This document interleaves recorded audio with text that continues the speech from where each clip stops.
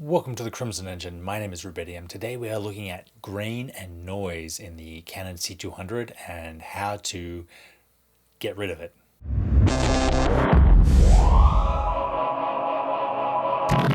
So I'm shooting this at ISO 200 f2 and you can see the dark background behind me is pretty clean. This is how I shoot most of my C200 videos in a dark environment. And the reason is C-Log2. It is the native color space of the sensor, and if you're shooting RAW, which I am, that's the C-Log that you're going to get, even if you set it to C-Log3.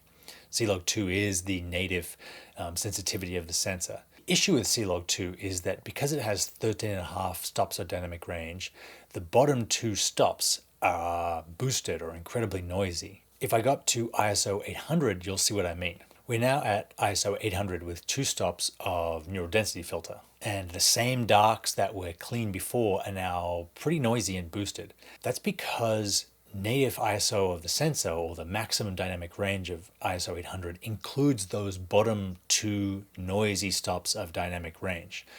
Now you could shoot like this and crush those stops in Resolve or Premiere when you're grading it, so that you take the dynamic range that's appearing in here in the bottom 2 stops and bring the black level up so that those stops disappear into black and the noise is gone.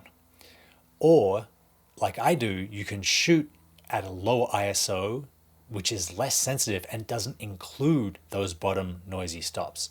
So if I get my little browser remote here, go down, take my ND off, go down to 400, and then I'll probably have to, it's going to be overexposed, so let's change my f-stop. I'm currently at f2, so let's go up to f2.8.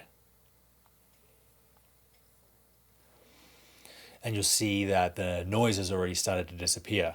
If I come down again to ISO 200 and go back to f2, you'll see that the noise is totally gone.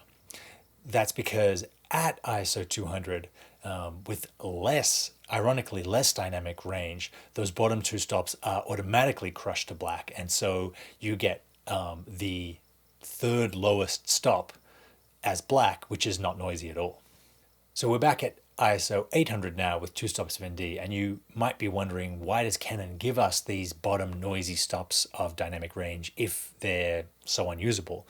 Well, they're not. You can, in Resolve, for instance, apply noise reduction software and clean them up so that there isn't any noise in them and you still get that extra dynamic range.